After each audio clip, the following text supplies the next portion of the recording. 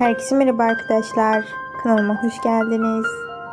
Oyuncu Akın Akınözü'nden yepyeni görüntüler geldi. Bu görüntüler Akın Akınözü'nün fanları tarafından paylaşıldı. İzleyicileri tarafından çok beğenildi.